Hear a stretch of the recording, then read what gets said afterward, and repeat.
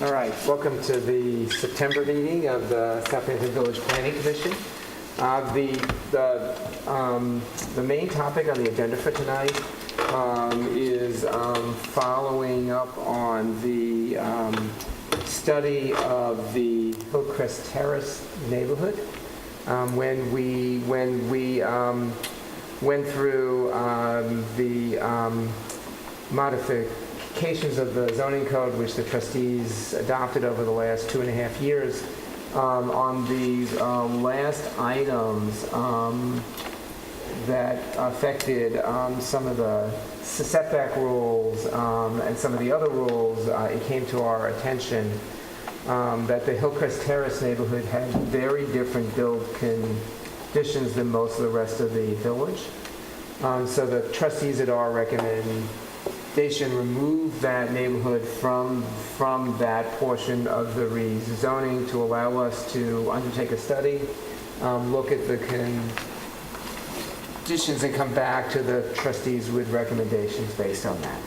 We asked Studio AB, who had done the earlier zoning work for us, to take a look at the Hillcrest Terrace neighborhood. I think we had a very good meeting in the spring, I guess the late spring, at Zion Child's Church in Hillcrest Terrace. We said we would come back to a public meeting, which I think will probably take place next month, to talk about the findings. So Liz Berry is here tonight. She's going to walk us through what she's found so far. We're going to talk about it. And then we should talk about what we want to present next month to the neighborhood, and after that to the trustees. So, please. Should I just pull it? Yeah. Okay. So let me go over just the analysis first. The zoning, there are just a few lots that are in OD zone on the sort of northeast corner, Right. but they're all non-conforming to the minimum requirements for OD, and they're all residential. So you should explain, just for everyone who doesn't know, OD means the office. Yeah, it's just It's the North Sea Road office. District. And the current use is residential, and it fits the rest of the neighborhood, so it makes sense just to change the boundary a little bit, so it'll be more closer to Right. the regulations that Right. go for the rest of the district. The land use is under the study Just, area. we should note the rest of the district is in the R75, Right. so, which is the smallest of the village residential zones. But can we change the zoning line? What are the requirements in Yeah, terms of you can. procedures to change the zoning lines? That's a good question. I don't know. Right. Yeah, I think it has I mean, you to- can. I think you have to amend the map, and there's a hearing notice, but there would be a Yeah. hearing notice probably anyway for what we're talking about doing. And probably an environmental Yeah, sign-off. that's what I think. You'd have to incorporate it probably into the other issues you're going to... Right, right. Okay. The land use is all residential except for one church. And one parcel has more than one dwelling on it. Everything else is a single family. The village owns a couple of parcels, one for a playground and another for, I believe, stormwater, and there is the bike path that goes right into it. So it's the streets are nice and quiet. There's no through traffic. I looked at all the areas of the lots, and I was actually surprised. 70% of the parcels, or 70 parcels actually, out of the 98 that were the residential that I analyzed. I only analyzed ones that weren't cut, Right. so I could do the statistics. Were compliant with the size of the lot for a 7.5. So I thought that was actually pretty high compared Right. to some of the Right. zones that we've looked at. So that's basically almost 3/4 of the lots, Right, close to, yeah. right? Right. Okay. So I thought that was pretty significant. And the 4 parcels in the OD were all non-compliant. And the average lot size of the 102 parcels analyzed was 9,212 square feet. So, and there were 14 parcels that were less than 4,000 square feet. So those are the small ones that people are concerned about.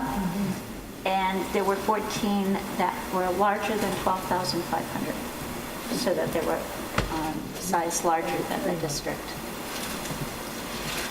So it's kind of equal Right. at the ends. Excuse me, most of the smaller lots are on Hillcrest, Right. correct? Yeah. Yes, not Miller Road. Right.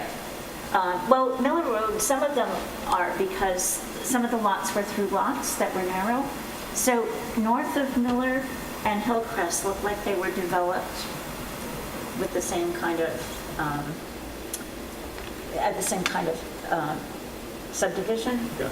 because they were based on 20-foot lot widths, and then some were combined, and so you have all different variations. But some of the lots go right through from one street to the other. South of Miller and on Windward Way, those are all obviously developed after Yes, they zoning. were developed later on. Right.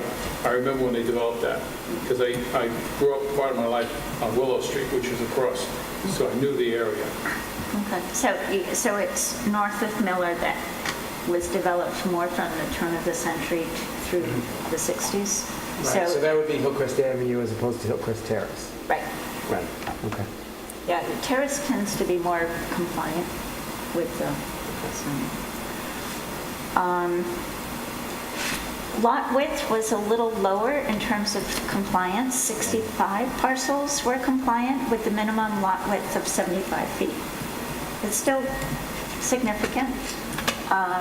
But you're saying, so basically a third of the lots are not compliant with the width. With the width. Right, which I guess is a lot of what we were hearing about at the public hearings. Right.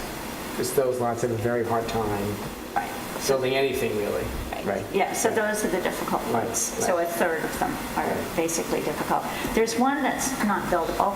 There's one lot that's 20 foot wide, and there's no way it meets anything, so that is just an unbuildable lot.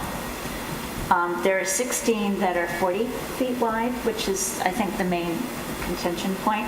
One that's 50 feet wide, 18 that are 60 feet wide, 33 that are 75 to 79, so that's more what was designed for the development. 17 that are 80 wide, where they Right. combine lots. 2 that are between 81 and 99, and 14 that are over 100. So, So a lot more variation than we thought. So haphazard. I mean, this is a development, and it's so haphazard. yeah, Windward Way and the part of the block that's on Miller, that's on that same block, tends to be consistent. But then it breaks down as you go further east and north, and it's all over the place. Yeah, I understand, good. See, Windward Way was developed back in the 60s. They did that subdivision up there. Okay. Yeah, and the north end of Miller Road also was done, so they went right across from Miller Road over Hillcrest. Okay. Over there, but the main part is the old Hillcrest area where the lots are very small, and houses are very small in that area. But still very haphazard. So the red lots show you the small ones, so you can see the, Right. So it's really mostly Hillcrest Avenue or adjacent to it. and some on Hillcrest are okay. Right, You know, right. it's a mixture.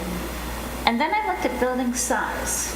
So I got updated information from the town, and I compared that to the new recommendation for lot coverage, the 10% plus 1,500, to compare that. And actually, I found that, oh, that's the next part, sorry, I jumped over. I found that the average livable area for the homes in the target district was 1,121 square feet. Okay, and that's significantly smaller than the 1,772 square feet that was the average for all the residents in the town in the R7.5, The village. in the village, sorry. So say that again? It's Okay, so it's basically 63% Yeah. right. of, Right.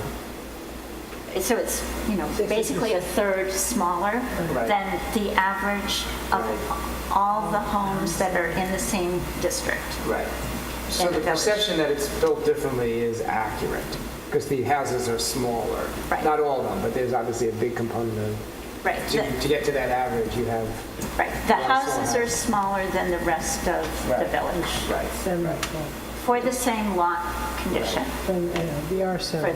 the zoning. The largest was 2,822 square feet. And the lunches. And according to the village code, the minimum area for a dwelling unit is 800 square feet for a one-story building, and an extra 400 if you have another story, Right. for a total of 1,200. Unless you go underground, in which case it isn't counted. Right, and the half-story isn't counted, too. So those two additions aren't counted. So they could be larger than this. Absolutely right. So I found that 10 of the properties had residences that are sized below 800 square feet. Really? So, yeah. And another 52 are sized between the 800 and the 1,200, so that's kind of right in that minimal.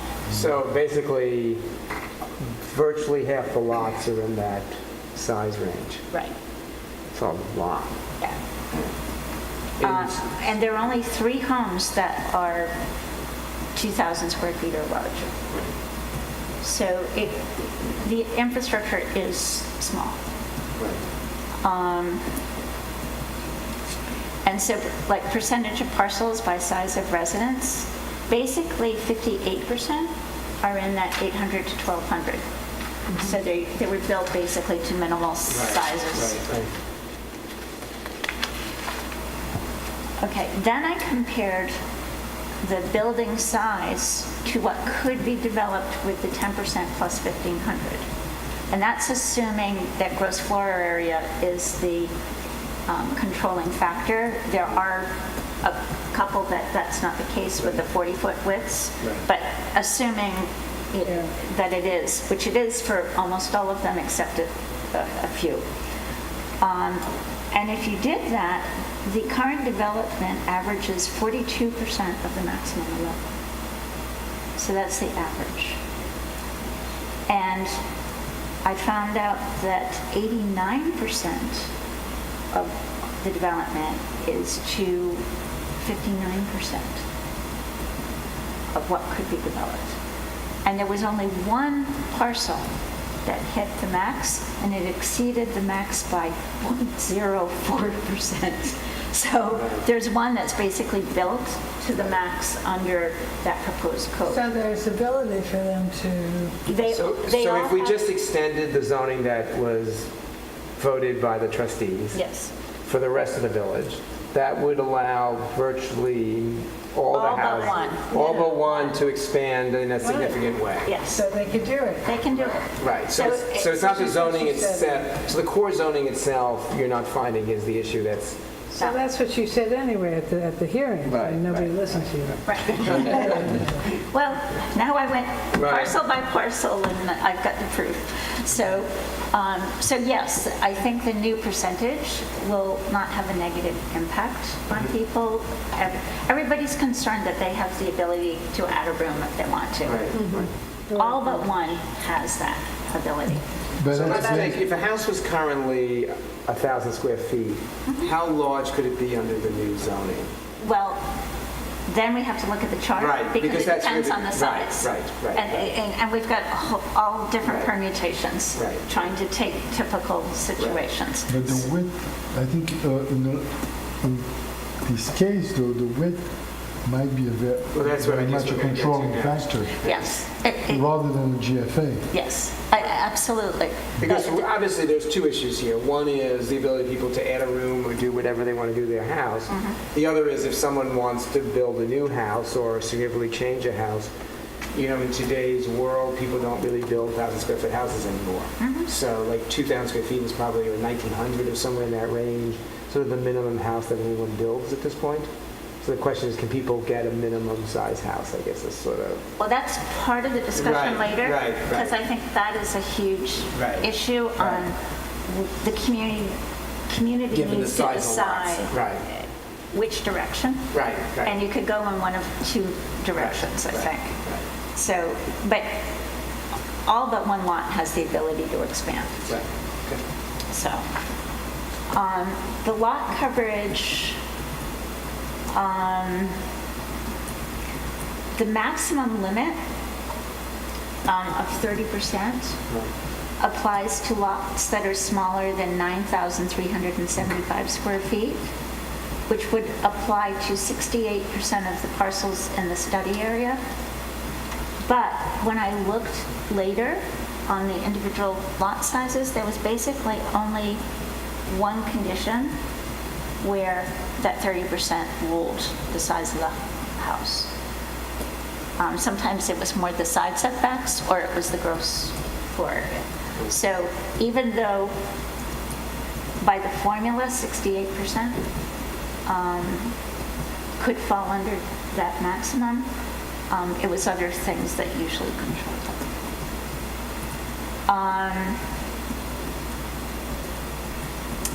Front and rear setbacks.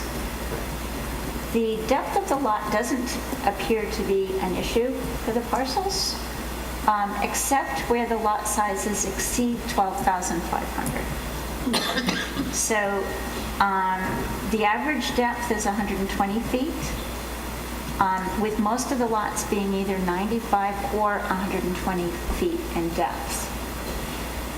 It's the through lots and irregularly sized lots that kind of bring that average up higher to the 120.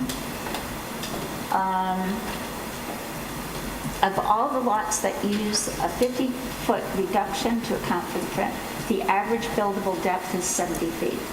So that's pretty significant. And the least is 41. So that's a good size. I don't think we have a problem with the depth and keeping the existing front and rear setbacks. There are 9 lots that are larger than 12,500 and less than 20,000 square feet, and 5 lots that are greater than 20,000 square feet. And then if you apply the reductions that are in the code, it jumps. So those lots suddenly have bigger setbacks. And mostly it's because the lot's deep, or it's not like you suddenly have this huge mansion. So that's something that might want to be regularized. Right. What you're saying is basically long rectangular lots. Right. Yeah, so they have to Yeah, there are a go couple of sideways. through lots like this here. Here's another one. You've got some more over here. Here's a big L shape, and here's a big one. Right. So This is a through line. right, so you Yeah, can that's see fine. their setback is quite different from Right. these, and this one's setback. So you get these funny Right. setbacks every so often. Whereas, just, if you were following planning principles, if you would, you'd want to put this house on the street. Right. And then just give it a bigger back or something. Like, it doesn't help anyone to have a house that's different, Right. right? Yeah. The only thing is if they build a taller house, Right, and that's a whole nother issue, right, then maybe, right. so, This is the pyramid wall. That's the next question I was going to ask you, because those lots are very narrow up there. I haven't gotten to height yet. You're ahead of me. I will reach that. Side setbacks, that's the most crucial factor, I think, for this neighborhood. And there's a contradictory minimum that needs to be resolved for the narrow lots, and I think this is the most important thing for you. The minimum dimension for the floor area of a residence is 20 feet.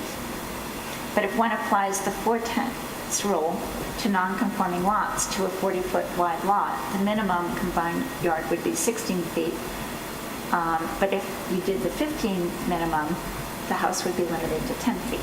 So you're creating unbuildable lots that were historically buildable. So we have to change that minimum, and how we change that minimum, I think that is the most important thing we have to do. Right, so this is the core issue we thought, Right.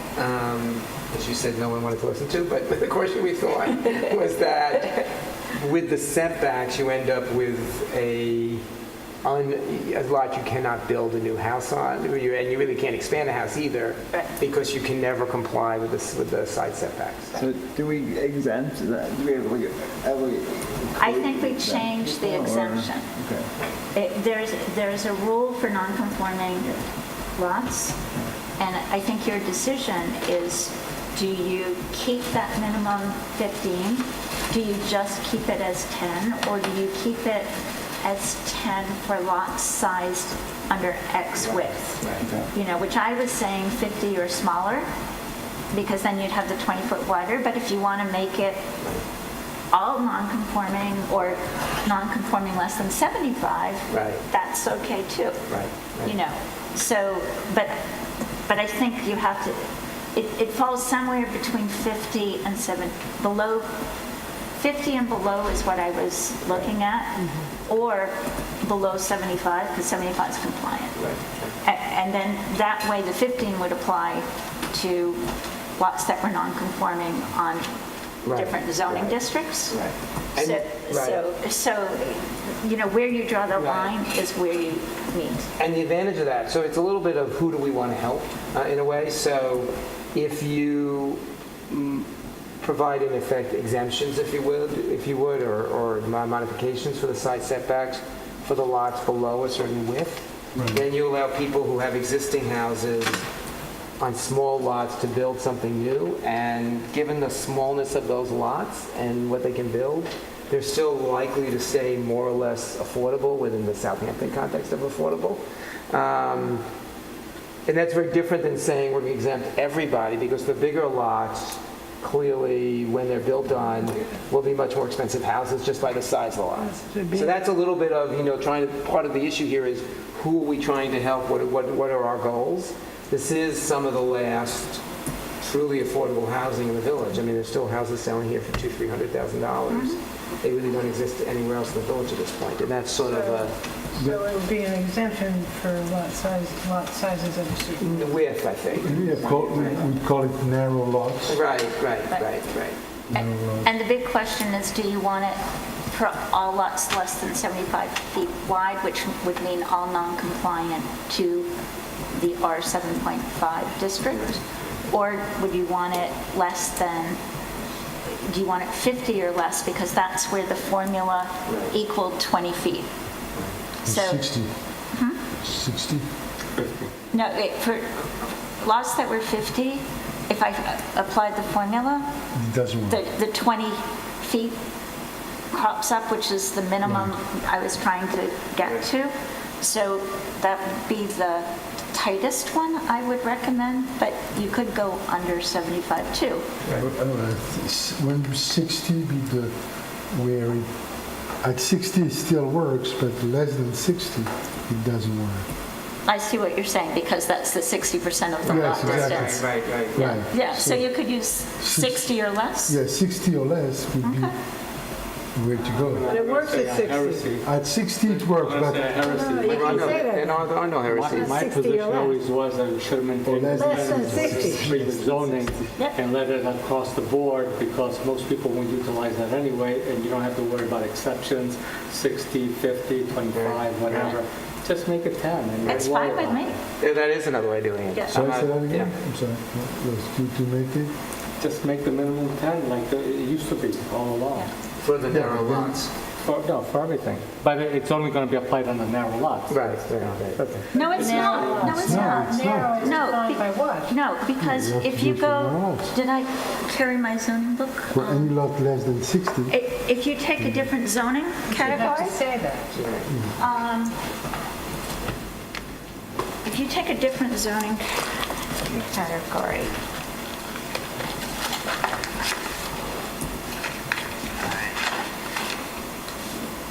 okay, say you had a parcel that was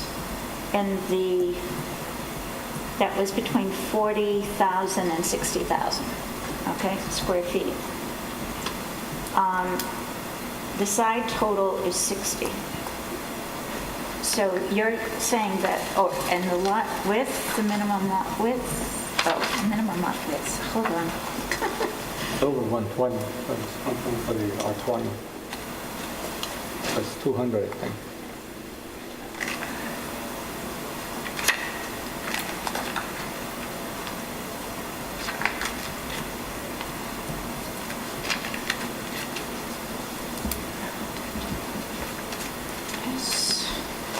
Okay, so say you're in an R40, the lot width is 150. Okay, so there, should you allow a 10-foot? I don't think so. I think what we're talking about, let me sort of narrow it So for when you tonight. do the 410s, you have to do, Let's narrow it for tonight. Yeah. What we're talking about, I think at this point, is what we do in the Hillcrest Terrace neighborhood. Okay. We're not changing anything else. The question is, how do we address this issue just here? So we're going to create some, let's assume we're going to create some special zoning for this particular neighborhood. Is that your intent? Yeah, to But- solve So that. it's But not isn't to it- go with all 7.5, it's just for this, But shouldn't it well, go create into an overlay district. You would do an over, I think the idea, and again, I mean, Yeah. that's, maybe it's heresy also, but the idea was... I'm the number one heretic. Take it easy. That's okay. So the idea was to do an overlay for this neighborhood whose rules would be slightly different to reflect what was really a unique building pattern here. I understand your point, and it's a Right. good suggestion, but I'm not so sure that it's the right way. I think it's better to create a rule that says, let's say less than 60 feet wide, your setbacks your side yard can then be. I think I agree with you. That at least it's more because level field. You are, you're creating You're not spot zoning. dissonance here. They're not spot zoning. I agree with them, Okay. because if you have a 40-foot lot in a different 7.5 zone, why can't? Yeah, why that- can't they? They build. Right, Exactly, right. so, I can think of Powell Avenue, Halsey Avenue, Yeah, got exactly. some small lots, and even Pelico Street. Exactly. Very few, though. I'm okay, but it's just... not going to be a big Just, we thing. did do a study in the number of non-conforming lots, and those neighborhoods are really, really tiny. Well, I mean, It God turns bless out. them that they brought it to our attention. Because but I remember, we think did study we that give when it this the issue gift first to came up. everyone. And Right. it's like literally a handful of lots, and the rest of Yeah, them... well, That's right, that's right. But So that- for those 6 or 7 lots, we'll fix it also. Yeah, Right. but that's why I would argue that it would be for either the 7.5 or the less than 60, because if you go to the other zoning categories, Just to go to that, the 150, wouldn't it be 60 feet total, and then it'd be 30 and 30? I mean, why would? oh, that's right, you're right, why you're would right. you have a minimum Yeah, height? You yeah, wouldn't. actually, you're right, because So- once you get a certain Yeah, size. So Yeah. the 10 Yeah. feet minimum will only apply to the narrow lots anyway. You're right. So just make it across He's the right, board. he's right. Okay. What did he say? Okay, because the formula fixes the Right. discrepancy. That's right. So we should just go back to having the minimum being 10 for For that. what?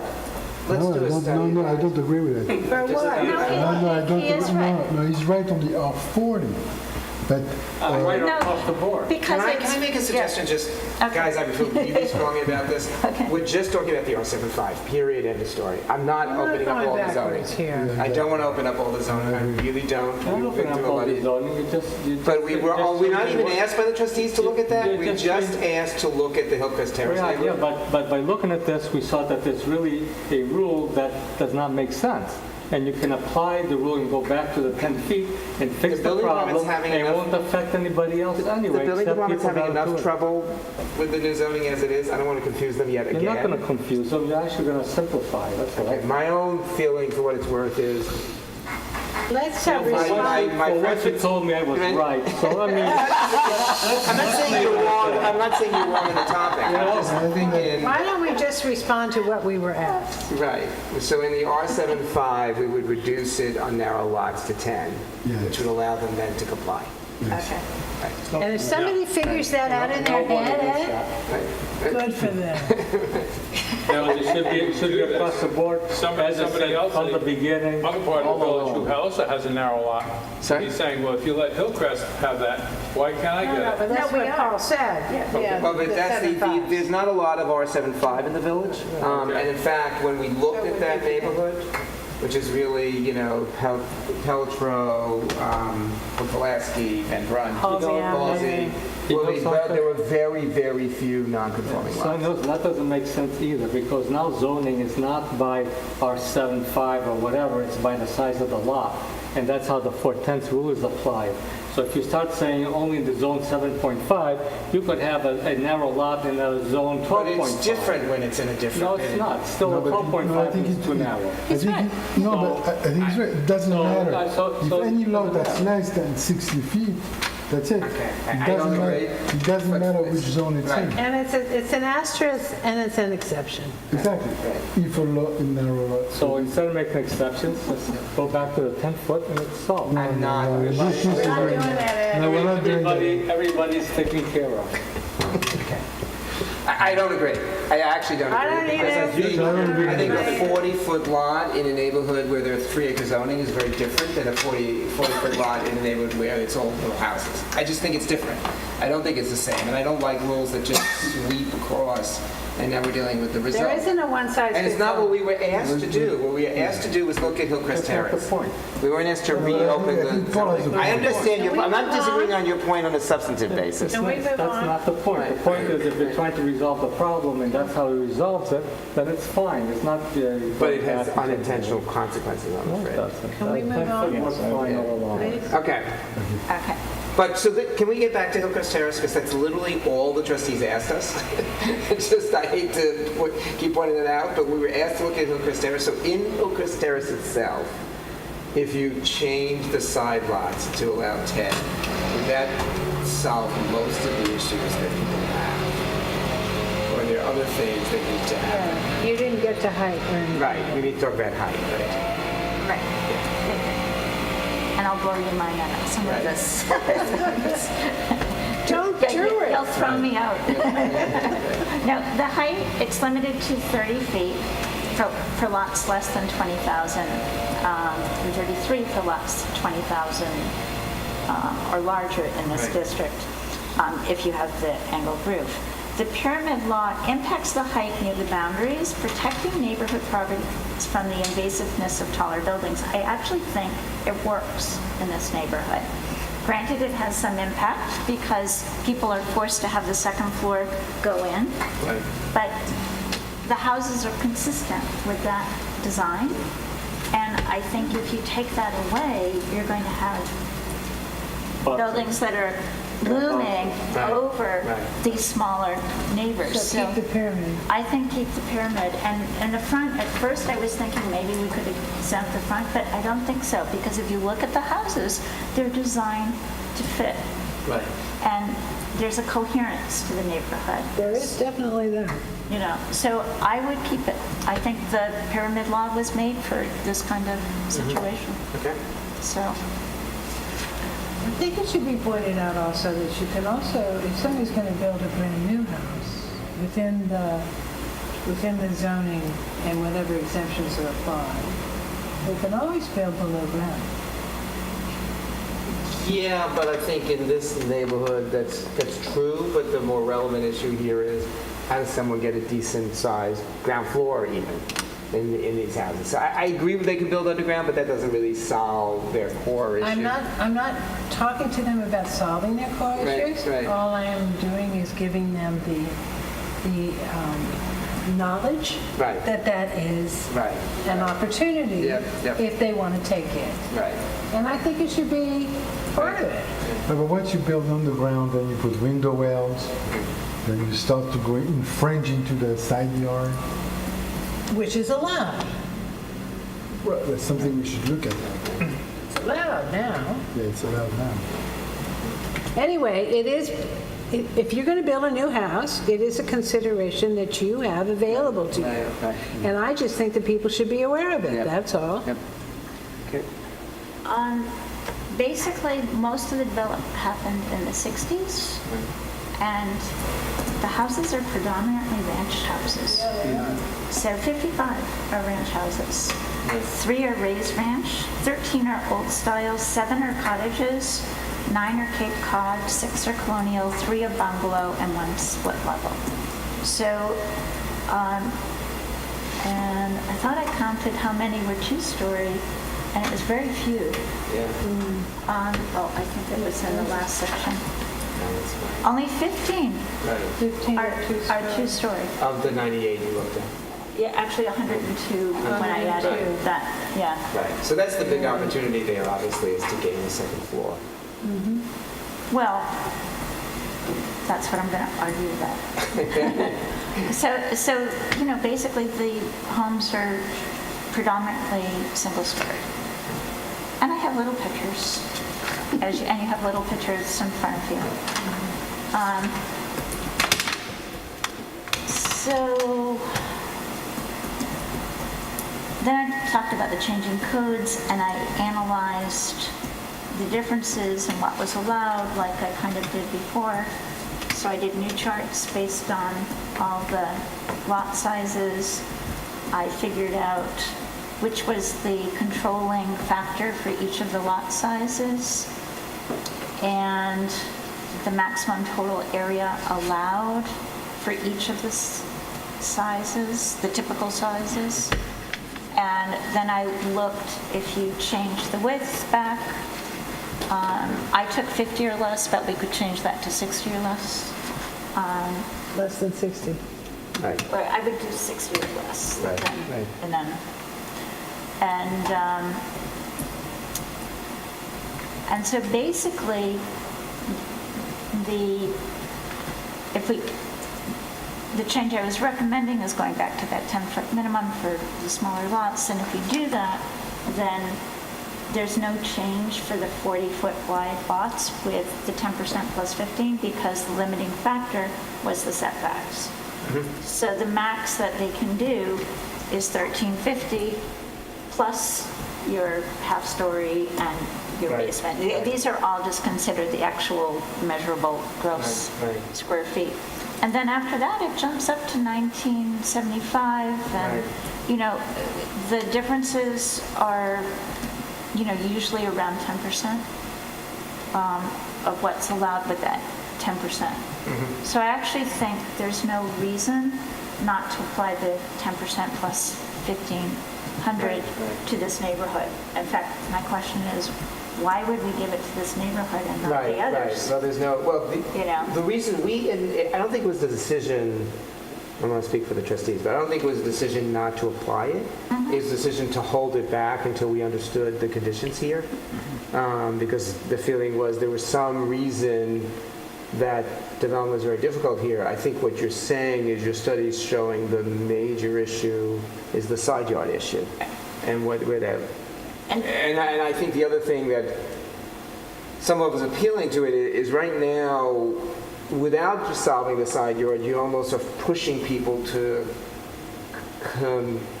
combining lots to be able to get a buildable lot. I don't think that's true. I think, If you don't solve the side yard. yeah, if you You don't don't solve the side if you yard. don't If you solve- solve the side yard, the nice thing is you can still build on those lots. And Right. again, you're building a house which is more likely to be in a more affordable mode than if you were started to combine lots. Where the change in code for the side setback rule, the formula, that does have an impact on the type of house construction, because most of these are ranches. So if you use the formula,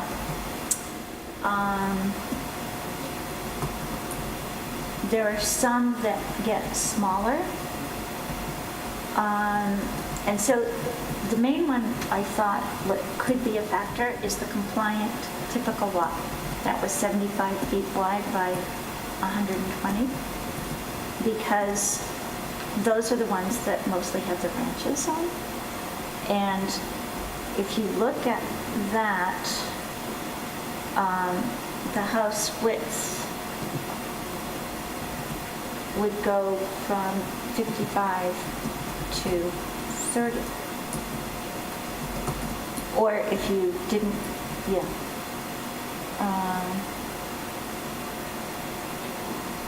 With the minimum 15 foot, actually. So that's a significant. So you couldn't Oh, build wait, it? wait, sorry, I'm looking at the wrong, I'm comparing the wrong number. I didn't have it aligned correctly. Sorry, I thought that was too much. 55 to 45, Right. you know, so it's 10 foot narrower. So it's, you know, it's an issue we face a lot, which is the way our zoning works. It disincentivizes one-story houses because of lot coverage and side yards and things like that. It sort of incentivizes you to build a two-story house. Maybe most people would anyway, but if you wanted to build a one-story house, you certainly are impacted by the zoning, right? Right, so 45 is a generous house size. Right. So it's significant, but I looked at typical ranch house sizes, and it's 48. It's 3 more feet, Yeah. you know? So that was just a little Right. thing that made me uncomfortable for the existing, Right. but they could go and make it an L shape. I was just going to say, they Right. could go back. They can go back, you know. So Right. it's not that bad an issue. So it did reduce the widths with the formula, Right. except in one situation where it actually allowed them to build a wider one. And that was the 80 by 190. So that was the bigger lot going through. They actually gained considerably because the size of the lot had kicked them up into, you know, the different setback. Right. So what this rule means is that if your house is the same width, you have the same setbacks. Whereas before, that Right. wasn't the case. So in this way, I think it's regularizing the street facade. But that was kind of an interesting thing, the way things popped out a little differently when you apply. And then we did our little diagrams, you know, so showing, so basically, if we go back to that 10-foot minimum for the 40 by 95, there's no change. And then I've got the changes, but they're not that significant.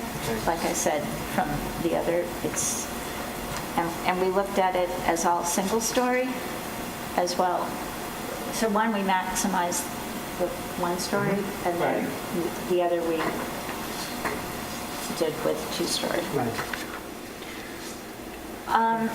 Landscaping could be an issue. When I was walking around, they have a good neighborhood watch program there. So a lot of people came up and, why are you taking pictures of my house? And it was great because I got to ask them questions. And one person said, well, you know, they redeveloped that house and they put up this huge fence, and, you know, I never see them. I don't know who my neighbors are, you know. So, but they're both good. If you look at the images, it's like, which community do you want? And you've got both coexisting. You've got one where, I have to say that all of the streets are really nicely lush Yeah, with I agree. mature trees. Yeah. So there's a beautiful sense of greenery. Somewhere I have street views. Maybe it's in this section. It's coming. So,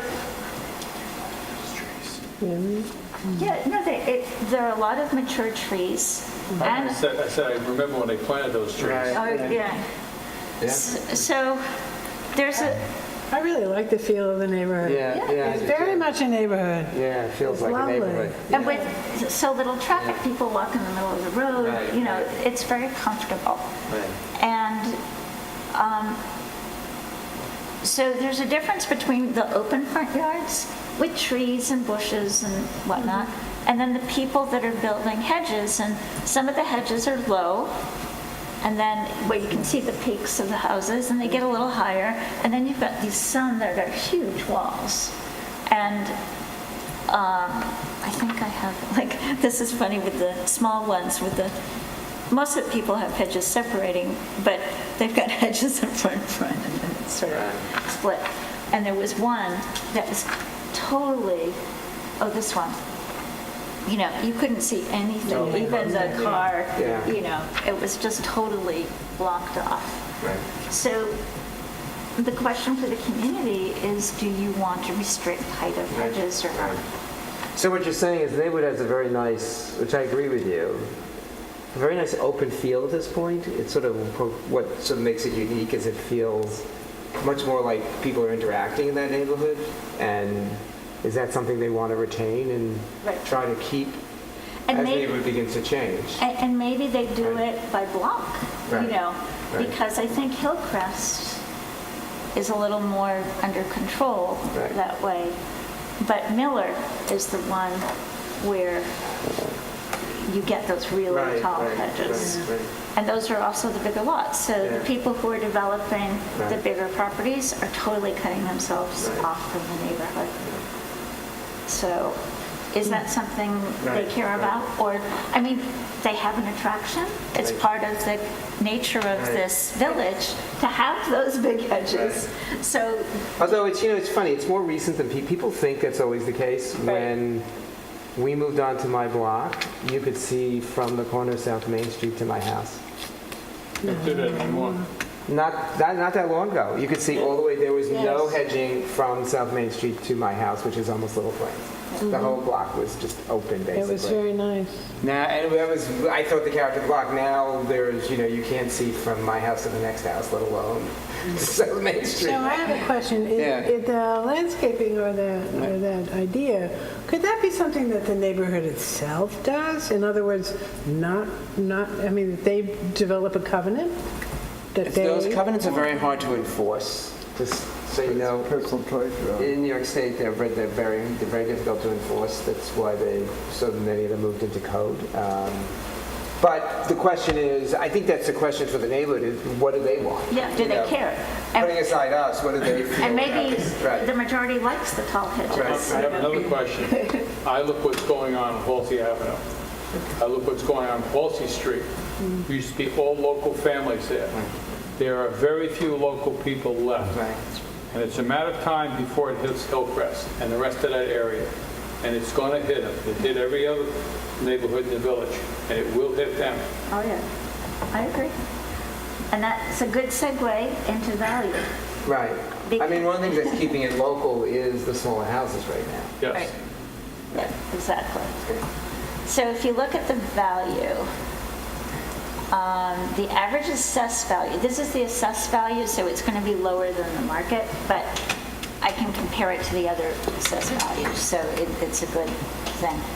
The assessed value for the 11 vacant lots is $127,391, and the average for the 90 residential properties was $292,724. And the highest valuation was $535,100. And if I compare that to the 2016 data that I had when I did that, for this, the R7.5, the average value was over $1 million for the same zoning district. So that's quite a difference. And I went on to MLS LI, and there were 3 properties listed, and there are 2 more on the market too that I called. And one is for $349,000, and the one's $500,000, and the other's $550,000, and I have pictures of the ones. So so you can see. And then there were two other little ones that were for sale by owner, and he was asking over 500,000. So people, so There is upward pressure. there's very much upward pressure on the prices. I mean, I think this is a good topic for the community meeting because the question really is, are people trying to keep the current community there? In which case, that leads you into a zoning that's going to try to encourage people to continue to build in the existing pattern, or do they want the ability to build differently? Right. And I think either way, there's no right or wrong here. It's just what does that neighborhood really think they want? I think it depends who's going to be in the neighborhood. That is, people that presently living there probably will not make big changes because No. the changes Right. are expensive, Yeah, so- cost money. Right. So that's, Whereas if they decide to sell, who's going to buy is going to have Right, deeper exactly. pockets, it's going to change the neighborhood. Yes, the yeah. So you turtle. have to be careful of what kind of restrictions you put, Right. because the neighborhood and what the people living there will want is going to change over time. Oh, absolutely. depending- And I think under any circumstance, I would presume it's going to change. The question is, change to what? So do you encourage, and I'm not saying either of these are good or bad, do you encourage it to change as much as you can within the current context? So this continues to be in the context of Southampton Village, not the rest of the United States or the globe, but the context of Southampton Village, reasonably affordable? Or do you say that's not fair or not what they really want? They just want the ability to do what everybody else can do in the village, and you just allow it to look more or less like the rest of the village 20 years from now. Right. Like that's really sort of, That, it's a big decision. it's a classic sort of planning issue. Like, what is your goal here? You can make the zoning sort of help someone. We can't, look, you can never control what anyone builds or buys, really, but you can encourage things to happen. And that's, I think, the question for this neighborhood. Like, what is their goal at this point? Do they want their kids to move in here? Or do they want to sell it and go Move. elsewhere? Right. I can say, you look at Halsey Avenue, Right, look at Pelletreau Street, right, and look at Pulaski, I think, and see what's going on in those three streets. And the same thing's going to happen. The same thing's going to happen. well, I mean, the point is that a property there is a owner, difference in lot size, though. a There really property owner is going to want to maximize his profit, he's going to But I sell would his say property. again, one of the reasons it hasn't happened, there's obviously many, but one of the reasons it hasn't happened on Hillcrest yet, and because we did look at Pelletreau and Woolley and obviously and those other streets, is Hillcrest Terrace is unique in having a large number of, not as many as we thought, but still significant number of smaller lots, and that's kept the pattern where if you look at Pelletreau, despite it being R75, in fact, there's a lot of large lots on Pelletreau. And very deep lot. Very deep lots. So the fact that those lots changed in some ways was inevitable in our economy. So if you have a lot of 20,000 square feet that happens to be an R75 zone and it's very deep, someone's going to build, I know someone who did, someone's going to build a big house in that lot, right? But- Whatever the zoning says. But you have to, Right. still the average is only 42%. So Right. you're talking that you could have over double the density Right. of structure Right. than what. But you if have someone now. can build 1,900 feet even, that's a different house and potentially a different buyer than if you can, than the typical Southampton Village spec 7-bedroom, 7.5 bath house. It's just that you're not going to get that at 1,900 feet, even in the imaginative way our builders find a way to build. That's going to be more than they can do. So you're in effect, now maybe still is an outside buyer, but it's going to be a different person who's living in a 1,300 square foot house or 1,900 square foot house than a 5,000 square foot house, just by its nature. And I'm not saying either is good or bad. I'm just saying that's really for the neighborhood to decide. I think maybe not for us. We can sort of reflect what the neighborhood wants, but it's really for this neighborhood, sort of a neighborhood planning exercise. What is it that their goals are? And how do you put those into code? Well, look, you can never control the economy, I think, in a free country, which we are, but you can encourage things to happen, and what happens, happens. So, for example, I think, Eduardo's idea, if you take the required setback back to 10 in a 40-foot lot, and now you can build, if that lot is buildable, the pressure to combine lots becomes much less. Right? Part of the problem now is there's a lot of pressure to combine lots because you really don't have a buildable house on the existing lot. So if we want to encourage people to stay within I those contexts. understand that. I mean, So I those are the things you can understand do, but that's all, look, we're the planning commission, we're not an economic czar, so that's all we Well, can no, and, do. you know, neighborhood covenants, you say Right. don't work, so, Right. I can see in combining the lots, that, you know, we've got You people see out it or here don't who see have it? more money than you can possibly, and they would buy 3 lots Sure and they combine them would. together. Sure they would. Because the location of that railway station, village, Right. and you could actually get to the beach. And you're And right, no through traffic. And again, you nobody's can't. woken up to that And fact. again, I always try to be realistic from a zoning point of view. You can't stop people from combining lots. That's your right. Actually, you can, and that's one of my Okay. suggestions. So, They're all condemned. Actually, No. actually you can. Before I hit that, I just wanted to talk about environmental conditions Right. because basically almost everything was developed before 1970. Just a couple of houses aren't. And that means all the plumbing fixtures Yeah, we were are worried high about that. use. And, you know, all the cesspools are, Department of you know. So actually having either a loan or a grant program, and also there were a few houses Really that good weren't as well maintained. Most of the properties were well maintained, but a few aren't. So almost having either a grant program or a loan program for people to upgrade and also letting them know about the incentives that are available too, I think is important to kind of, especially with small lots, you're Right. contaminating. Yeah, you brought that up, Mark, at the meeting. Yeah. And they're also in the hydraulic loan zone Right. that has the only 300 per acre. So, Right. so I think it's something to look into. So I was just brainstorming, and you can brainstorm with me to add to these things. But I was, basically what you said before, you have 2 paths ahead of you.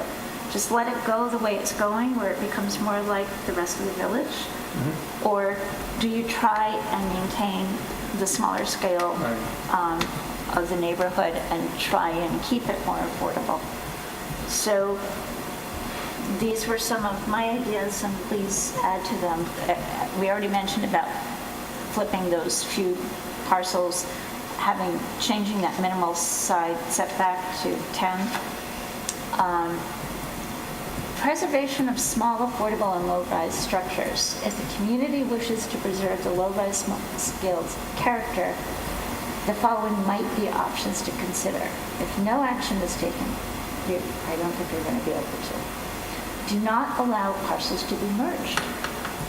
Have a regulation that in this community, you cannot merge lots. I don't see that. That will fly. It's not, no. Why not? Because the people who want, they want to have the opportunity to be able to sell and do what they want, and people may buy. Right, and somebody next door, if something goes on for sale, they may want to buy that. and Yes. Yeah, I mean, I want that, I think that's so restrictive. That's Yeah, it's infringing on Not for property you to rights. I tell don't know. how I don't this think they're going neighborhood to do will that. look like 20 years from now. There are places that have this kind of rule to keep it affordable Right, and no, I stop see. it from think being, Then you changing too designate the much. whole neighborhood as affordable. I just went, there's a book called Crossing the Sound that talked about why the original settlers came here. And they had zoning, and I read it to the village board. Minimum lot size was 4 acres unsubdividable. It was written into their code. That was the 1640. I know, because most of the codes don't allow you to subdivide. And they can't subdivide here because of the health department limitations. But you could stop the murders. I think that's tough. I mean, I understand the public policy. Well, take it to the neighborhood, see what they And we say. should take it, but I think, I mean, fly. I think on the one, it's a funny tension here. I think on the one hand, just reflecting on our public meeting a few months ago, on the one hand, people really love their neighborhood and want to preserve it. On the other hand, they also want to feel they have options. So I think that the hard part is, that Eduardo said in a way, is trying to tell people you don't have that options. I think it'd be difficult. But let's see what they say. Right. But people or were allow- thinking they had no opportunity to expand, and they do have Right, opportunity. they do have, and that's a very important message. You know. Right. So I think, Right. so if they really want to keep this an affordable, and also, I think the village has to think, this is the only place left that's affordable, Right. you know, We'll so, call it an affordable district. We'll designate it. right. You can't move in if you have an income higher than X. Another thing is to allow accessory apartments or residential uses and accessory structures if the property is owner occupied. Right. But why? Because it does two things. It allows income for the person to maintain their property and to keep it. And it also provides another affordable, and one Right, requirement. but this restriction to have to be owner occupied, I don't see the Well, purpose. that's an enforcement thing. Yeah, but also, I don't see the purpose. It's really, if you have allow two families, allow two structures, allow. Okay. So the question would be, some community, like Greenport just went through this. I was going to say, yeah. There's a good reason for it, because what happens in this type of neighborhood very often, not always, but, and this is a fairly typical item, is you encourage absentee ownership, as opposed to, so you have someone who owns a house, they're getting older, they're finding it difficult to maintain it, they would like to stay, they would like maybe to give their house to their kid. Allowing them to have an accessory unit allows them that economics. Whereas if you say anyone can do it, you have an outside person who says, I can buy 5 houses, these are really cheap, I can split these up into apartments. You get a different condition. So these are not unusual rules, by the way. No, they're not. They're really not. I'm not saying it's the right thing to do, I'm just saying But I think that's that the goal. There is a need Right. to, if you have a house, you split the house into 2 or 3 units. You service the community, you create affordable housing, you create But it does have an impact on the nature of the community. Right. And I think it's a question for the And they're community. discovering that with the Airbnb rentals, that when the owner is there, it's better. Because when the owner isn't there, the neighbors think, you know, I mean, it just becomes There are some awful. very beautiful houses on Meeting House Lane, on Post Crossing, that have been converted to condominiums and you don't even know. But that's very different. So let me actually go to a further back, which I'm sure Bob Big will garage remember well. apartments. On Elm Street, for a very long time, almost an entire street was people who lived in their house and they had an apartment. Or 2 apartments sometimes, or 3. Yeah, 2 or 3, yeah. But they lived in the house. And the difference on Elm Street, you could see it on Elm Street. Elm Street was even in those days, Elm Street was a gorgeous street. And then, you know, I had lots of friends who lived like upstairs or downstairs or in the back. Right. But the fact that the owner was there, you could never drive down Elm Street and ever know, right? It was like No, you never know. completely hidden, the fact they were apartments, because they were maintained as single-family homes that happened to have apartments. I think So that- it's just different. I'm not saying it's think better that's or an worse, but it's important different. caveat. So Yeah. fascinating, but are we talking about separate structures or apartments within the main structure? I'm saying you allow either. Either, okay. Right, So right. if you do a separate apartment. structure to have your mom in there or Right, rent right, it right, out right, right. or whatever, Right. and then the owner leaves and rents the main house, how are you gonna change the rule? I mean, it's already there. So I don't understand the restriction. That is, you can put a restriction that's owner occupied, so it's owner occupied, and 5 years from now it's not owner occupied. We still have the 2 structures and rent it out. I mean, But then it how has you to be gonna by change that? family. Yeah, I it has to be would one change that family. problem. How do you stop it from turning into a summer rental? Right. I mean, Actually, There's nothing wrong with It- rental house, well, necessarily. Yeah, but basically you're trying to create affordable housing for workers in Right. the area. Or But for family. You I don't can know. say it has to be rented on an annual but basis. somebody's got to enforce this. well, a lot of places like Riverhead and Greenport, they do have requirement, well, Greenport has a requirement if they allow certain conditions like that. It has to be rented year-round. Right. And in some places, there's also affordability where you have to, like Southold, there's a list, and you have to be on the list of being, or family. It can be family or from a list. The other thing you can do, by the way, just is give people a tax incentive, at least on village taxes, and say, if you're creating an affordable unit within your building and you're living there, we're going to reflect that in your tax. So there's a lot of methods. Look, this is really, again, a question for the neighborhood, because one of the But things... identifying the options for right. them to discuss. If I remember correctly, the village created something that you could build an apartment on it, but I don't think anybody really No one ever used I it. think they only had one person, Right. Yeah, zero. Yeah. One applied, but it never went through. Right. never went through. Yeah. We're addressing that Yeah. with your help. No, it is a real problem here. It just, and again, it's funny because people think it's forever. It wasn't that long ago. There were accessory apartments all over the village. And the economy made most of them go away. I mean, Elm Street, it was really, someone said, well, I have a house that's worth $300,000, and if I make this a single-family home, I'll have some very different buyer who's going to spend $3 mil for the house. That's a big upside. That's what happened. It wasn't that the demand never went away. By the way, it never went away. It wasn't that suddenly those people didn't want to rent. It's that someone thought they could make, and I saw it happen on Elm Street. I'm sure you did. One by one, they all went away. There probably were 20, 30 apartments on Elm Street at one point. I can think one right on Maybe more. Mrs. Marino's house on Layton Avenue and Maple Street. Right, She used to same thing. rent Yeah. to all her McCoffey's waitresses. Right. And then there were several of them on Meeting House Lane. There were boarding houses for waitresses. They were all single-family homes now. Well, it's funny, when we met with the hospital, one of the things they said is, the issue for them is, they used to be, a lot of their staff was in accessory apartments in the village. The apartments have all disappeared, right? It's not that their staff disappeared, and if anything, their staff spend a lot more now than they were then.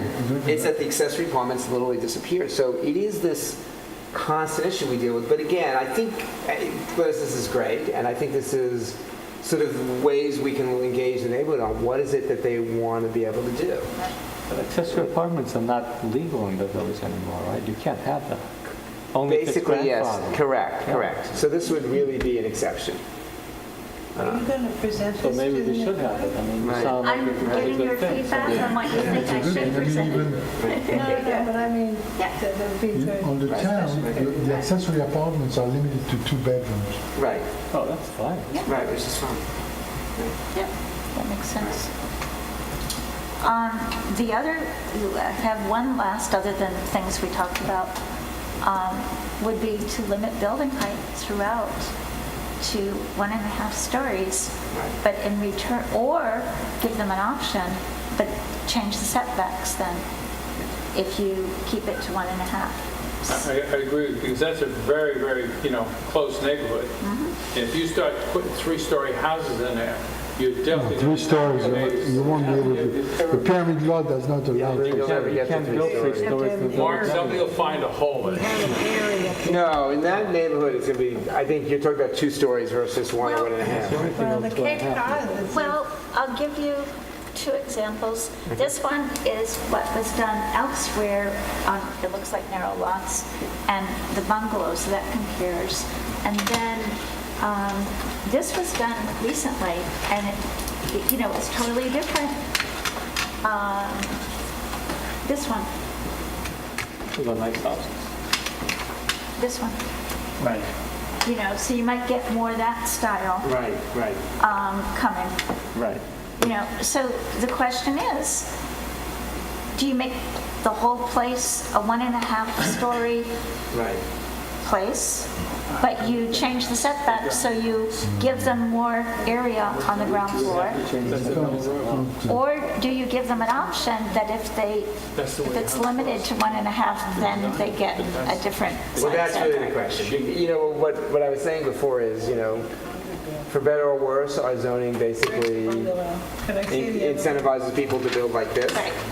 and not to build 1-story houses. I mean, so The question is, would you say in this neighborhood, given the very high You proportion have to of have 5-foot setback. one-story houses, you allow people to cover more of the lot, for example, than they would otherwise because the house is one story rather than two? Well, you could go to 10-foot, not just for the under 60. Right, you know. right. And you could also change the setback front and back. It's gonna start looking like some of the towns I see in Long Island, like a house with one attached to the other practically. I mean, you know, Did you But see that's these? kind of what it is in some of them.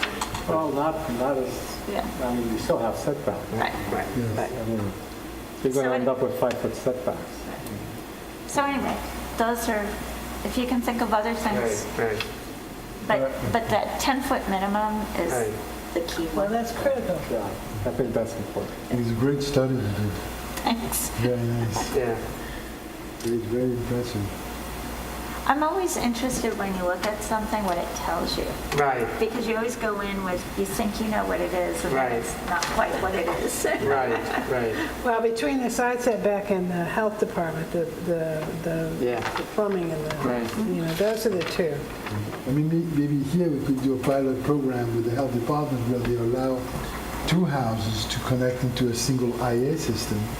That would be wonderful. you Or can if you do could just that. pepper the street with those systems, then they all. Yes. Actually, that's a very good idea. You can do it, but you have to create a sewer district. But what we might be able to do is create one sewer district where it's allowed throughout. So otherwise, you'd have to make a little sewer district for each Right. two that connect, Which which is is too much work. a No, pain. it's too much. Yes. But if we did the whole thing as a sewer district, but it's based on shared small ones. Exactly. That's a really good Because that's idea. how the IA system works Right. better. Yeah, yeah, yeah. Yeah, you just go, I mean, it's a nice wide street. Yes. Nice. It's true, you could actually put some in the street. Yeah, yeah. Well, I'm not sure. Why not? You should have here, I hear you. No, So but is it you for actually could maybe even It's a use very the wide street. street. Well, why couldn't you? Oh, it depends where the water line is. I have to Well, be 10 feet from the water line. You know, it's all going to You have take, water and gas lines up on that street. well, they're probably in the back, but, No, in the back, but it's... but still, you can change the water So line. is the And 400. there are 11 vacant lots Yeah, yeah, that maybe could be purchased to actually, Yeah, that's a very good idea. right, you know, That's a very good idea. I like that idea. right, That's a very good idea. Because it lowers the cost then, Yes. Right. and it lowers the maintenance cost. right. And right. it's a win-win. Yeah. So, Be a comments? pilot program for Yeah, that would be, Southampton. Yeah. yeah, it would be a We pilot talked program. about that. Yeah. And actually, there's also, if you got one of the lots, there's also a vegetated recirculating one, so it could be Right. like a garden.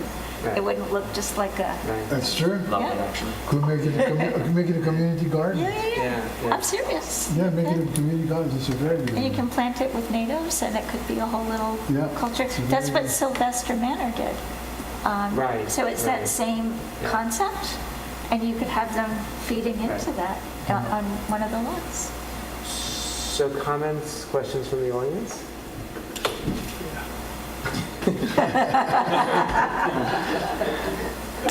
I rented for 23 years at 21 Elm Street. It was lovely. Yeah.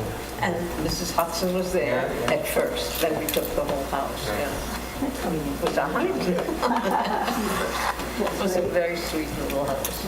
Yeah, I've got a couple of comments because I'm actually involved in a situation where I own two pieces of property, excuse me.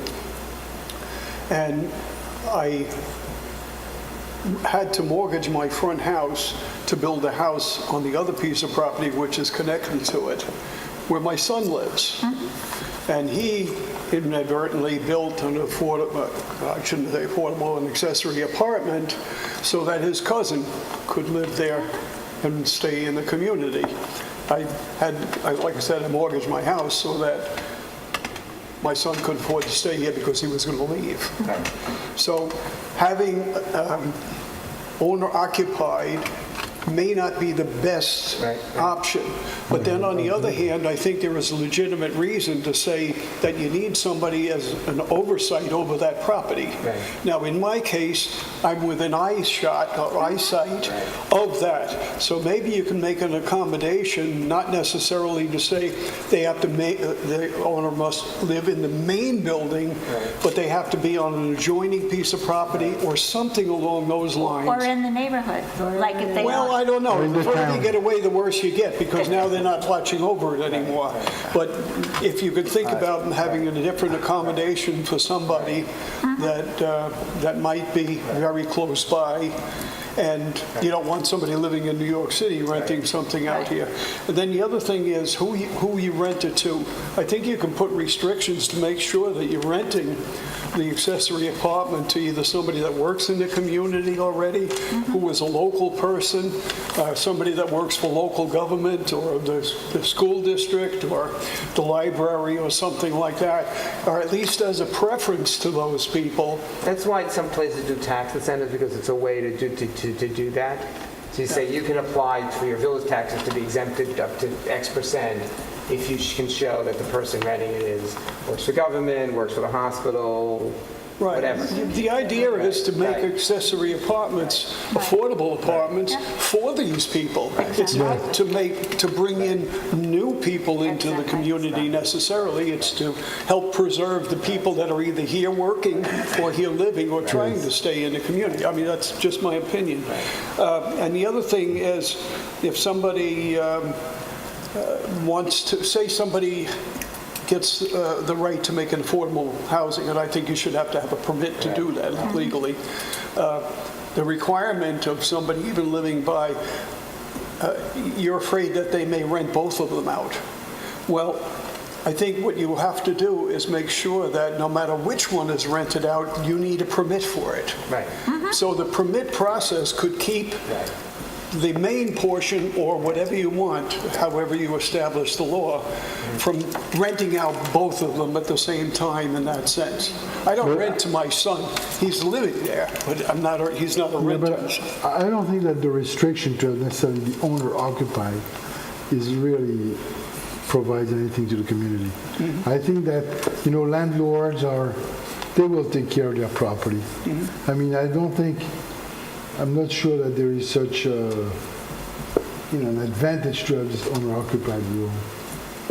Yeah, but I still think that you have to be careful that you don't start allowing people, like somebody here said, where you buy up 5 pieces of property and you're renting them all out all over the place or something like that. You get the kind of slum landlord. Yeah, exactly. Becomes a tenant. But anyway, the other thing too is whenever you're making laws, I think you should make sure that everybody complies with ADA. Right. So that should be a basis for all of your obligations in having an accessory apartment or anything like that. And the other thing, and it's something that's been discussed by the trustees lately, is parking. So if you're going to have an accessory apartment, I think you should have to consider the ramifications or the effects that it would have on parking in the community. You're already having too many streets in the village where you have to go to navigate down the street. So those are limited to 2 bedrooms, I think is a great idea. Yeah, I think It's a that's great idea. So I hope that was helpful. Very much. Good evening. Right. Thank you. First of all, this was very well done, Glynis. I mean, this is an outstanding piece of work that you put together. I don't even want to think how many hours it took you, but it must have been a lot. Thank you. It was. And I think it's very good because our task at hand was to really understand this neighborhood. I don't think we've ever understood this neighborhood as well as we do now. And it's immediately dispelled the perception that was out there that we clearly heard at the meeting, which was, we can't do anything. And that's not true. And if we were to do something, it would cost us a lot of money to get that permission, which obviously that's not the case. I think there are a lot of good questions in front of the Planning Commission and obviously the board. Interestingly, we were visiting our son a couple of months ago, and they are so short of attainable next generation workforce housing that by eminent domain, they took over some areas and built exactly what small lot size, small width lots, exactly what is in Hillcrest already. And it's really a beautiful neighborhood. And I took some pictures, Paul, which I'll pass to you. One thing I did hear recently, though, I noticed you said there were several vacant lots. I did hear that certain people had purchased those lots for TDR rights in order to build or join or subdivide lots in another area. Oh, really? Yeah, so I think that, something we need to look Who do at. I talk to about ownership and that type of thing? Where do I I'll find have to it? get that information. The clerk's office in the town. Yes. Yeah. On the GIS, they have it. Because there was nothing in the data that gave But me on the that. town GIS, they have Is it. it recent? How recent was it? It just, It's very recent. I think in February or so, the transaction was Well, then it should be executed, so that, available. yes. So my understanding is, in other words, they bought these lots so they could say, we're not going to develop this lot, you let me do it, what I want They to do took with the this sewer other lot. rights. They took the. Exactly. Yeah, even though those lots don't have much sewer rights, am I correct? They don't have, yeah, they don't have much sewer. don't have much sewer rights. It's on the other side of the line. for the Unless zone. they take the full 300, Unless they did it for 300 euros. because they do have the right to build a house. So maybe they took the full, Right. 300. yeah, they That's cheated. what they did. Okay. Yeah, that's I what bet it they is. did Yes, that. that's Right, what it is. okay. And I know you're having a follow-up meeting, and the mayor and the board will be in attendance in October. I would also encourage that a survey go out, because a number of people may not voice Yep. their real intentions in a public meeting, as yep. we've learned. It's a very Well, good and they idea. may not, and they don't attend. So Correct. that Right. makes it. It makes it harder. But thank you very much, and really good points from everyone here. Thanks. So I think what we should do is, you have a chance to reflect on what came up at this meeting. I'd like by the end of the month to get this up on the village website so people can see it. And then I think if we can put together a survey, we'll talk to Steve Funch about how we do that. But that would be a great thing, because I agree with you. I think a lot of people are reluctant. I mean, actually, the attendance at the last public meeting was quite excellent. It wasn't bad. But even so, I think a lot of people do feel intimidated, or they're reluctant to I speak talked, where they might be more willing to answer a survey. I talked to one woman, and she told me that the renters don't feel Right. they should go, Right. and they're a little bit nervous to It's go. often the case. You know. And that was another comment that somebody made, that most of the people used to own their homes, and now Right. the number of people renting is increasing. Right, and partially that's because people have been buying it, Right. perhaps in part looking at what might happen in the future. Interesting. And in the meantime, they make good money renting them. You had said that we were going to The meet cost of September the property. 17th. That time turned out not to work, so I think we're all looking at October now. As soon as we have a date, I'll get around it. It will probably be a Monday. That seems to be the day of the week, but we'll get it around to everybody. Okay. Okay. Another question is, Yes, do sir. you think this would be useful Yes. to have? Yes, here? definitely. And do you want it glossy and mounted? Or do you want Probably. it, okay, Yeah. okay. Okay, just one or two other items. It's sort of getting late, but let me just, Okay, the survey is going to have that sort of what we talked about. Right. I think we need to go back and forth. I think Yeah, I we think the need, survey, we should discuss it. yeah, I think we need to work on Okay. crafting what we're asking Right. and what are options for them to respond Yeah, to. so, like A, B, C, or D. one of the things I want to, part of the hard part about a survey is people have to understand what they're being asked. Yeah. So one of the reasons I want to get this up on the website is we do a survey. It'd be good to have this on the website. So someone who wants to could read it before they answer the survey, because, Picture's helpful too. yeah. And like I said, one guy was like, he says, people told me I wouldn't be able to add a room, Right. you know, and I said, well, it's not the intent of what's going on. The intent is to try and, Right. stop overdevelopment. And then it was kind of okay, but I think there's a lot of There's a misunderstanding lot of misunderstanding. on what the proposals Yeah. are. But, the one person who's selling has a good point. I've worked hard all my life. I want to Right. maximize And look, what that I may can be get. what we hear in the meeting, that people just want the Want- ability to manage, which is fine. Right. I don't Yes. think And any of then us they are move coming and somewhere saying we else. want to That's tell what everybody people wants. what they want to do. It's Yeah. really trying to see if we can meet their goals. Right. Don't forget, usually this is the people's biggest investment Exactly. Yeah, absolutely. and their future retirement. Right. So be careful what you do. No, absolutely. Right. I mean, the long term, and it's funny, it relates to the next item. I just want to discuss some quick notes, but it really, in a funny way, it does relate to it, which is, when we look at what's happening with the hospital and what eventually happens there, sort of the almost existential issue we're really facing the village is, do we have a viable village long term? Or if we have a village that's going to be completely dependent on, like, if 10 years from now there's a hurricane, you couldn't, get milk in this village because no one who lives in this village works in a grocery store. I mean, I'm being dead serious. We're really going to reach the point where this village has no viable economy because nobody who needs to work here can live here.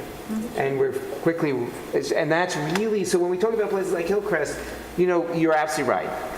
One side of it is people work very hard and this is their retirement and they want to, but the other side of it is, to the extent that we eliminate every last piece of affordable housing in this village, you can go to, they're great towns, they're wonderful towns, but you can go to a lot of mountain ski resorts, for example, and you see what happens when you have no affordable housing in town. Zero. It really is a strikingly different type of place. And so that's going to relate to the hospital when we look at it. It's going to relate to Hillcrest. I think in everything we do now, we have to look at, so what does this mean when, just use an example, the hospital, the fire department is purely staffed people because no firemen can afford to live here.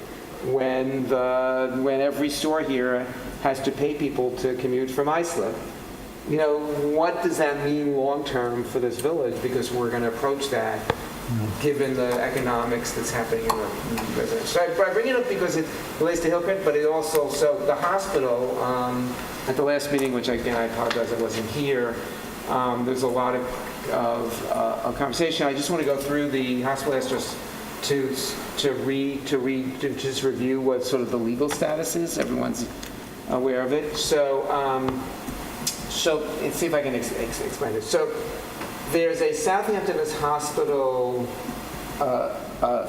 Association which owns the existing hospital. Still. Didn't sell it. That hospital association owns 20 acres. So it's probably the largest landowner in the village, I'm guessing. What they did is they sold the operating certificate. When I say sold, it's not really sold, but the operating certificate, in effect, was transferred to Stony Brook University Hospital. That's what was transferred. Okay, so ownership still resides in South. Right, correct. So they still own it, and it's the hospital association who is responsible for raising the money and building the new hospital on the college campus.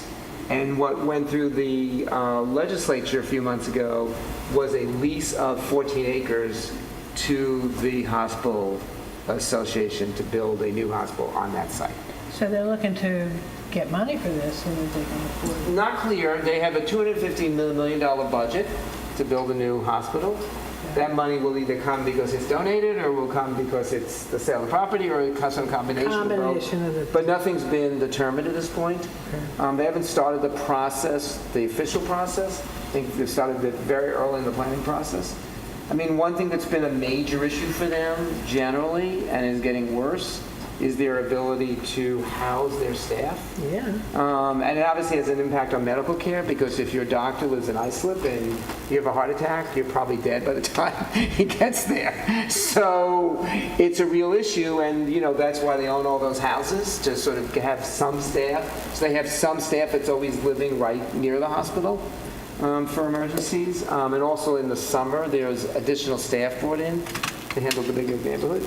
But one of the things I think that's attractive to them potentially about the college is there is housing on the college campus. And so there's some ability to do what they have not been able to do in the village. This is a long-term thing. Sure. They're not building a new hospital tomorrow, but it is 20 acres, including a large amount of open space. There is a sewer plant, as we've discussed. Does it go across the road? Yes.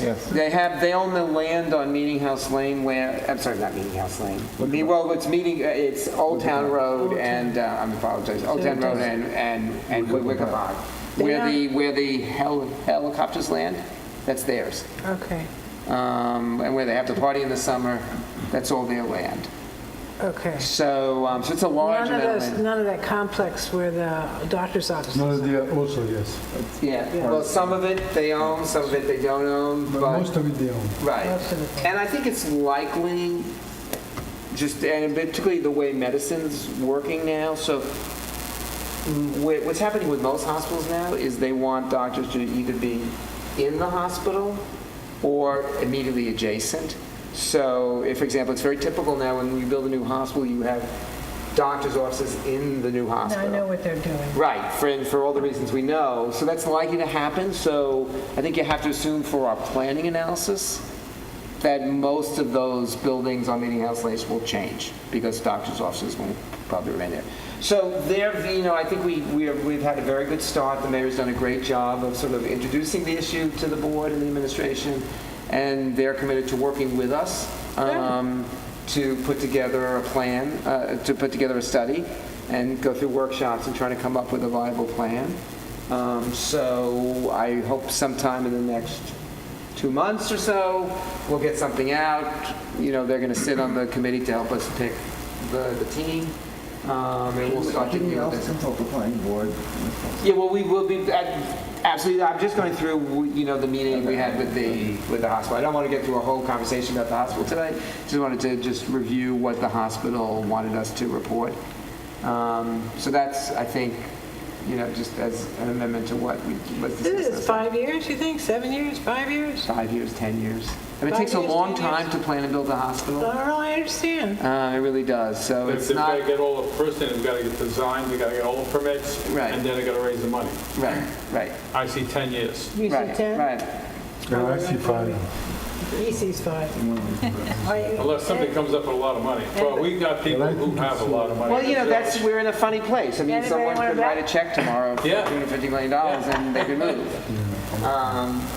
And look, I think there's all the issues we've been talking about they're aware of. Obviously there's a big need for senior citizen housing of every type you can think of, from just pure housing to assisted living to more skilled. I mean, every one of those is a desperate need in the South Fork Who right is now. the Southampton Hospital Association?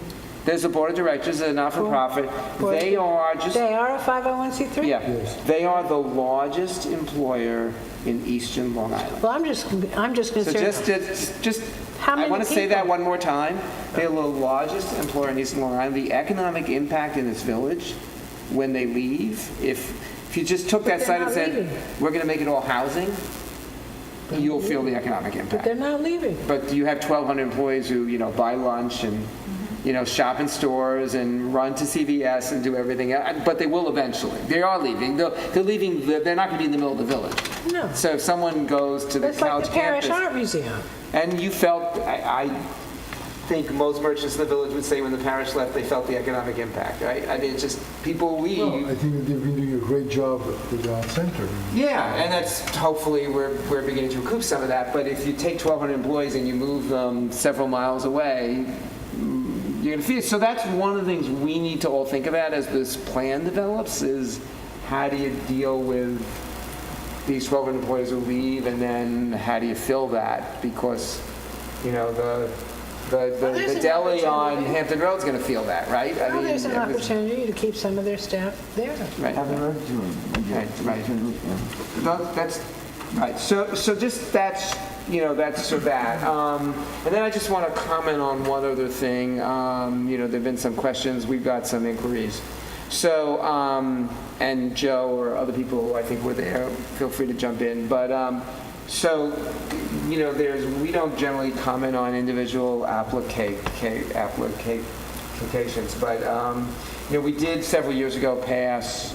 Bob was here at the time. Eduardo was here at the time. I guess, I think, Mark, I'm not sure you were on you were on the commission when we did village center zoning? Yeah. Yeah, I did So, always too. Really? Yeah. God, it's been a long time. So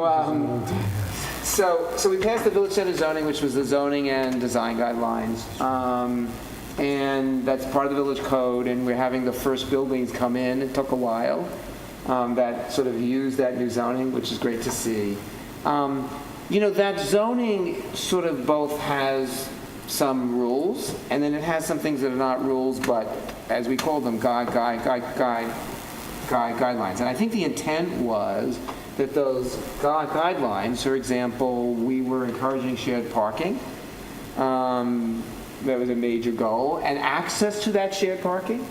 And we're encouraging Stan and his design guidelines. Really wanted the mass to be broken up, so we didn't tell people how to do it.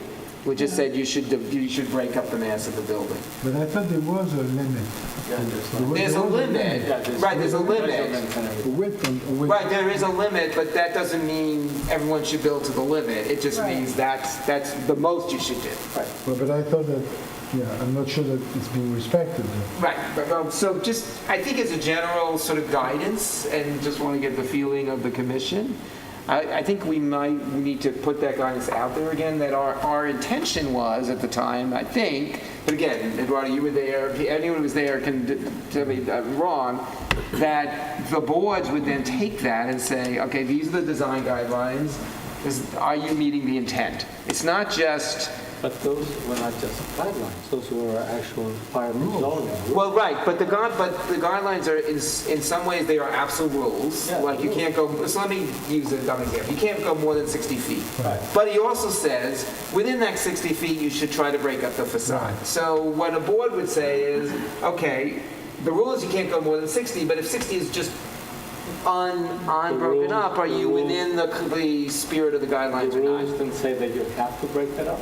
No, what he said was, basically they were both prescriptive, I would say. Yeah, we should all look at it, but because this is the first time that because it's coming up. what the intention was to maintain the same type of... Correct. It's sort of so if you have like buildings that are 15 feet wide, one next to each other, then you're going to build something that's 25, it should look like it's 15 feet. Right. So I think... Is this in reference to this indoor mall? No, the courtyard, Yeah, the courtyard. Well, it just, whatever comes up, I think it should, because it's coming up for the first time. This is literally the first building that's being built under the zoning that we spent so much time on. And there's some resistance to that. Again, I don't want the planning commission to comment on that so much as give some guidance of what we meant to happen. Well, exactly, which is what we did. Right. So, for example, it's not an absolute rule that you had to use shared parking and have access to it, but it was strongly encouraged. Parking, what the shared parking was all about was to encourage if you rebuild, to move the building Correct. to the sidewalk. Correct. Which is in order what's to create happening. in the rear shared parking. Right. That was the idea for that, because otherwise other buildings are set back. Correct. That's totally correct. Yeah, so but you have to get access to it. Right? Well, yeah, I thought it was of required. course, you have to have It was not required. It was encouraged. No, it was encouraged. Right. And shall we share that with the planning board? They're off. Well, that's what I'm thinking. It's like, again, they have to rule whatever they think, and I'm not but, coming on architecture or well. anything, but I think the intent was that they would read these items and say, okay, is the intent being met, right? It's not, because one is zoning, which is fairly straightforward, and the building department clearly can do that. But the other is, are you meeting intent, right? Well, the issue is that they're looking to us to comment, and it's not our jurisdiction to comment, so... We don't, you're right, we don't comment on applications, and I don't want to change that. I think, what I'm asking is whether it makes sense to comment on when someone is going to review something within the district, whether it's building or any other building, what was our intent? I think our intent was people would read through the design guidelines and say, are you meeting these intents? I thought it was not guidelines, I thought the design guidelines, if you want to call it, was actually the rules that had to be followed. They're both. I'll go through it with you, but I read them the other night, and there's both. There's some things that, for example, it says you can't go more than X, but then it also says in the text, we encourage people to break up that facade, as you said, to reflect the existing pattern. I have to go back. So that's up to the architect to figure out how to do it, right? I thought that was a must. Paul, Yeah. we commented on the the supermarket that was going in on 39. So don't say that. But that was not a village application. Paul, I just want to say something. Everybody remembers George the Merchant. And when I was on the Architectural Review Board, George would come before us, and he'd show us this plan. He knew we were going to turn him down. He had 3 plans. The third plan, he knew that was the one we were going to approve. But he tried a second plan until he got to the third. And I think the massing is just, it's just too big. Well, again, I don't want to comment on the individual application. Can I just, an editorial you're not comment? gonna comment. I don't want comment at this meeting No, on you're the gonna individual share application. information with the I planning want to board. just share information. Yes, that there was an intent behind it. Right, That maybe should be considered. okay. Share it as soon as possible, Paul. Right. But to Eduardo's point, that was resolution, right? Yeah, oh, yeah, I thought yeah. that was not just a Yeah. guideline, that was actually, Right. Yes, resolution. that is, it's a form-based zoning, and therefore you have to follow the form that's being Right. given there. I think part of the hard part If is, you don't, then you're not following the zoning. I think the hard part is this is the first time boards are dealing with design guidelines, and I'm not sure they understand how to apply them. Yeah, that may be the Right. problem. I don't Right. think it's that it's not there. Maybe it's just too complex Right, at right. the beginning to That's- understand. yeah, how That's it's what I'm thinking. applied. I don't read. Right. Okay, sorry about the length of the meeting, but It's okay. thanks, everyone. Adios.